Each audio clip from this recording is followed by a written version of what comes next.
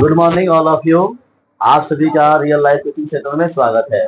हम लोग अभी जो पढ़ने जा रहे हैं राष्ट्रीय आय 100 मेगा छात्रवृत्ति के लिए पढ़ने जा रहे हैं विज्ञान का जो हमारा चैप्टर है अध्याय 10, जिसका पाठ का नाम है ध्वनि साउंड। क्या है?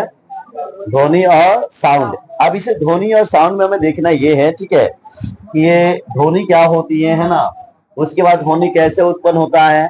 तो आप जान लो कि ध्वनि एक प्रकार की ऊर्जा होती है जो हमें क्या करती है, जो हमें सुनने की संवेदनाएं क्या होती है, प्राप्त करती है। आप याद रखना कि ध्वनि एक प्रकार की ऊर्जा है जो हमें सुनने में संवेदनाएं क्या करती है, प्रदान करती है। ध्वनि क्या है? एक प्रकार की ऊर्जा है और वो हमें सुनने में क्या करती है, सहायता प्रदान करती है। बात समझे ना? कैसे की दिक्कत किसी को ध्वनि समझ में आ गया कि ध्वनि क्या है? एक प्रकार की ऊर्जा है जो हमें सुनने में क्या करती है, हाँ, मदद करती है, प्रदान करती है, संवेदनाएं प्राप्त करती है। क्लियर? क्या दिक्कत किसी को? आप देखिए, अब बात यहाँ पे आती है कि हमें सारे चैप्टर में ये चीजें पढ़ना है कि ध्वनि कैसे उत्पन्न होती है। ध्वनि कैसे उत्पन्न होती है? तो जान लो कि ध्वनि जो उत्पन्न होती है वह कंपन से होती है। किससे होती है? ध्वनि किससे उत्पन्न होती है? कंपन। ध्वनि को हम लोग क्या बोलते हैं? अंग्रेजी में साउंड बोलते हैं। क्या बोलते हैं? तो जितनी ज्यादा आपको साउंड उत्पन्न करना है वो किसके द्वारा उत्पन्न करोगे? कंपन के द्वारा। किसके द्वारा करोगे? कंपन के द्वारा। अब हम बहुत सारे एग्जाम्पल भी लेके देखते हैं कि ऐसा किताब में भी दिया हुआ है कि हमें क्या क्या एग्जाम्पल होनी चाहिए। आप लोग किताब का पेज नंबर निकालेंगे कितना?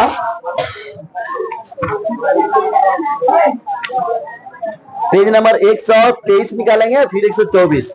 अब देखिए, आप लोग वाद्य यंत्र देखे होंगे। कौन यंत्र देखे होंगे?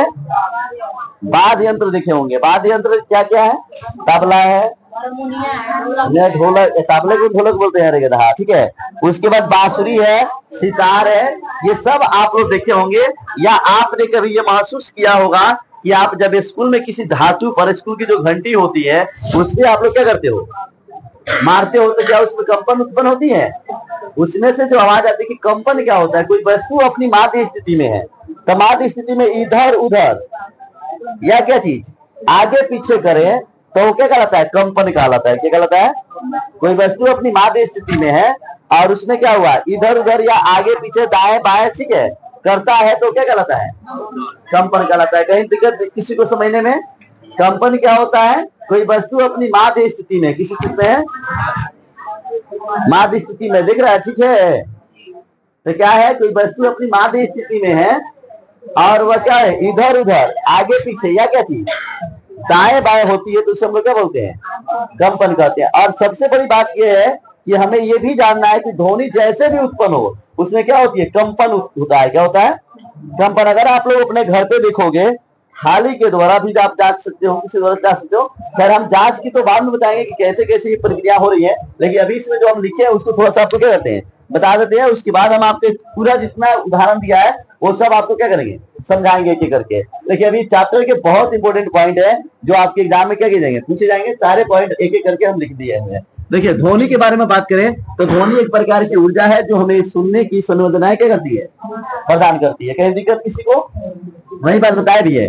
किसी वस्तु की अपनी माध्य स्थिति के आगे पीछे, मतलब इधर उधर लिखा हो या क्या लिखा हो, आगे पीछे या बाएं दाएं होने वाली गति को कंपन कहते हैं। कंपन से ही ध्वनि क्या होती है, उत्पन्न होती है। सबसे इंपॉर्टेंट पॉइंट ये है, ध्यान रखिएगा, कंपन से ही क्या होती है, बिना कंपन के ध्वनि उत्पन्न हो ही नहीं सकता है। इस बात को ध्यान में रखिएगा। कंपन से क्या होता है, ध्वनि उत्पन्न होता है। कहीं डाउट किसी को? नहीं। चलिए, अब देखिए, हम फिर बात करते हैं ध्वनि के लिए। फिर ध्वनि के गमन के लिए माध्यम आवश्यक है। अब देखिए, माध्यम क्या होता है? माध्यम आपका क्या होता है? ठोस, द्रव और क्या होता है, गैस। माध्यम क्या होता है? ठोस, द्रव और गैस। तो कह रहा है कि ध्वनि को, मतलब संचारित होने के लिए, ध्वनि को गमन करने के लिए, ध्वनि को चलने के लिए एक माध्यम की क्या होती है, आवश्यकता होती है। तो वो माध्यम क्या हो सकता है? ठोस, द्रव और क्या हो सकता है, गैस। क्या हो सकता है बाबू? गैस। ध्वनि को गमन करने के लिए माध्यम की आवश्यक है। ध्वनि ठोस, द्रव तथा गैस तीनों में क्या करती है, गमन करती है। यह बात याद रखिए। डाउट किसी को? ध्वनि क्या है? ध्वनि को गमन करने के लिए किसकी जरूरत होती है, चलने के लिए ध्वनि को किसकी जरूरत होती है? ठोस, द्रव, गैस, मतलब तीनों में कोई हो सकता है। लेकिन ये भी ध्यान रखें कि अगर पूछा जाए कि माध्यम क्या होता है, गमन के माध्यम के लिए क्या होता है, ध्वनि के गमन के माध्यम के लिए क्या होती है, मतलब ऐसे पूछा जाए कि ध्वनि को गमन करने के लिए गैस की जरूरत होती है, तो किसकी जरूरत होगी? माध्यम की। किसकी जरूरत होगी? माध्यम के। तो माध्यम क्या हो जाएगा आपका? ठोस, द्रव और गैस। मारेंगे थप्पड़ से सूख जाएगा, खाली तू को बोलता है। किसकी जरूरत है? ठोस, द्रव और गैस। ये तीनों क्या है? माध्यम है। किसके माध्यम है? ध्वनि के माध्यम है। ठीक है। फिर ऐसे प्रश्न यहाँ से बन सकता है कि ध्वनि निर्वात में संचारित नहीं हो सकती है। आपसे पूछा जाए कि ध्वनि डैश में संचारित नहीं होगी, तो निर्वात में। अब देखिए निर्वात क्या होता है। निर्वात वह एरिया होती है जहां पे खाली है, वहां पे वायु है ही नहीं। जैसे आप लोग जानते हैं कि अंतरिक्ष क्या है? अंतरिक्ष में निर्वात है। तो अंतरिक्ष में निर्वात इसलिए कि वहां वायुमंडल नहीं है। अंतरिक्ष में निर्वात है क्यों? ताकि वहां वायुमंडल नहीं है। तो ये कभी भी निर्वात में ध्वनि संचारित नहीं होती है। संचारित मतलब क्या होता है? चलना, गमन, मतलब संचारित होगी नहीं। कहाँ नहीं होगी? वायुमंडल में नहीं होगी, अंतरिक्ष में। ताकि वहां क्या है? निर्वात है। तो निर्वात का मतलब क्या हुआ कि वह जगह जहाँ बिल्कुल क्या है? खाली है, वहां किसी तरह का हवा हुआ नहीं है। तो आप अंदाज कर सकते हैं कहाँ हवा नहीं है। जहां हवा नहीं है वो कौन एरिया है?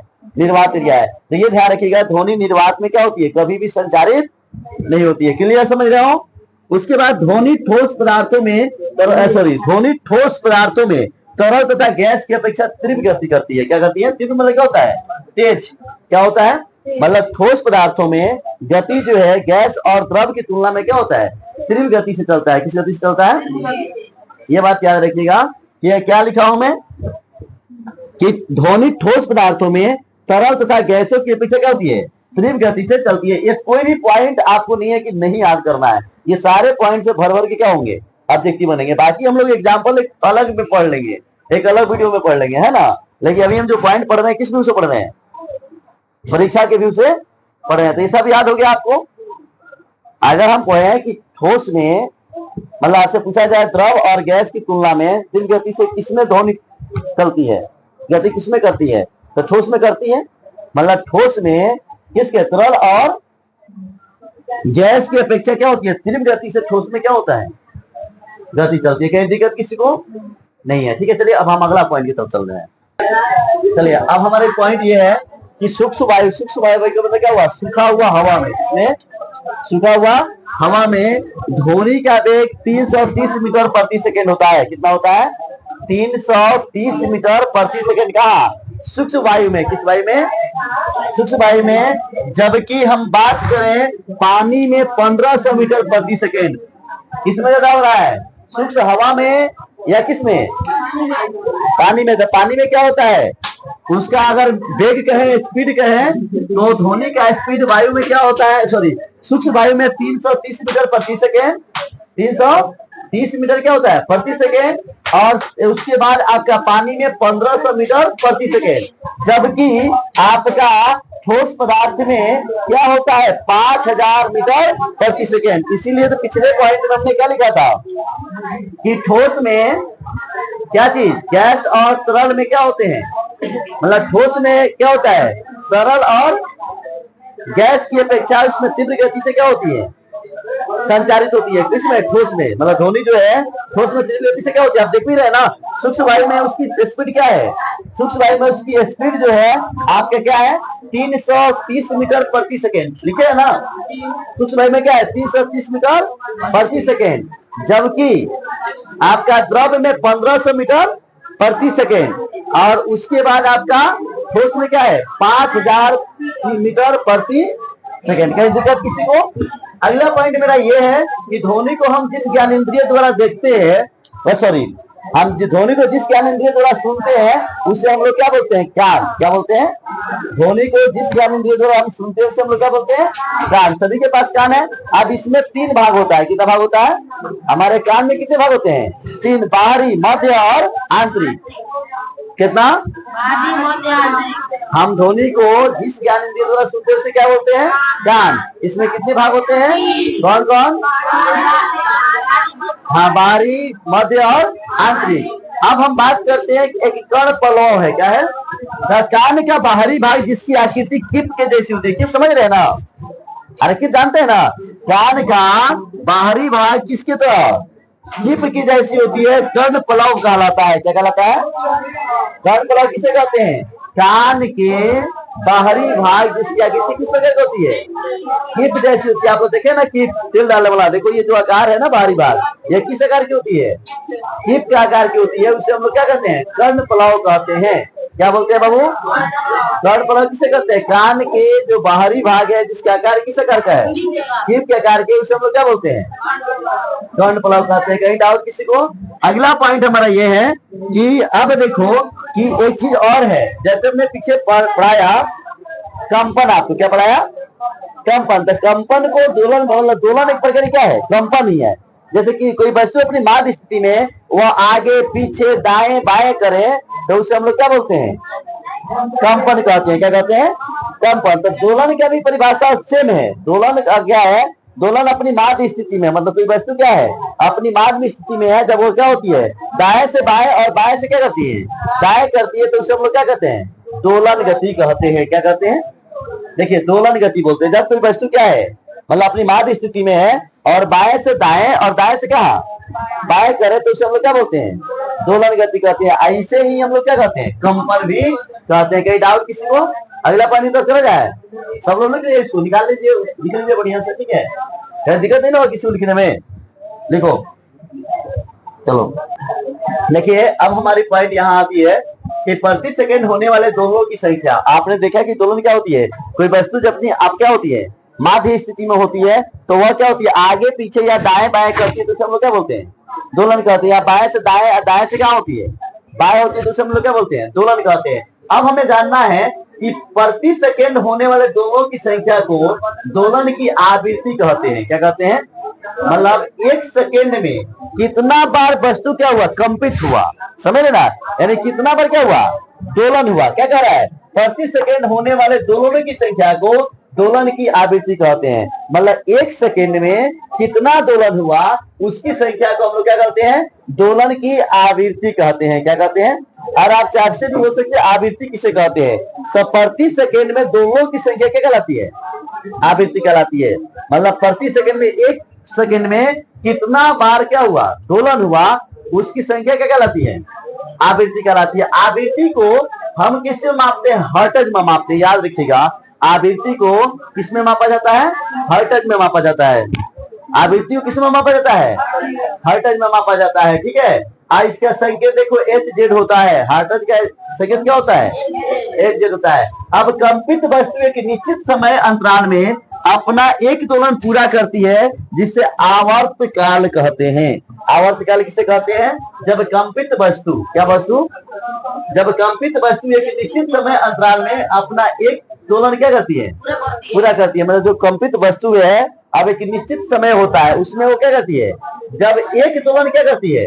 पूरा करती है, तो उसे हम लोग क्या कहते हैं? आवर्तकाल कहते हैं। क्या कहते हैं? आवर्तकाल। याद रखिएगा, आवर्तकाल किसे कहते हैं? बोलिए तो आप लोग।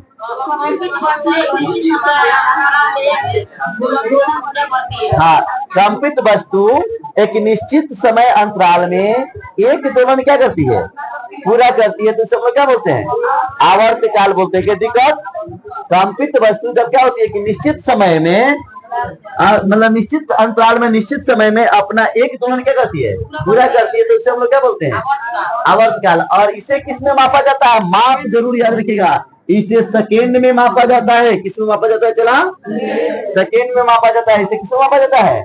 सेकेंड में। फिर कह रहा है कंपित वस्तु अपने माध्य स्थिति से अधिकतम जिस दूरी तक जाती है, मतलब जो कंपित वस्तु है जिस जगह से अपनी माध्य स्थिति से अधिकतम जिस दूरी तक जाती है उसका हम आयाम कहते हैं। क्या कहते हैं? जब कंपित वस्तु अपनी माध्य स्थिति से क्या होती है? अधिकतम जिस दूरी तक जाती है उसे हम लोग क्या कहते हैं? आयाम कहते हैं। क्या कहते हैं? फिर से याद रखिएगा, कंपित वस्तु क्या होती है? माध्य स्थिति से अधिकतम दूरी तक जाती है, मतलब क्या होता है?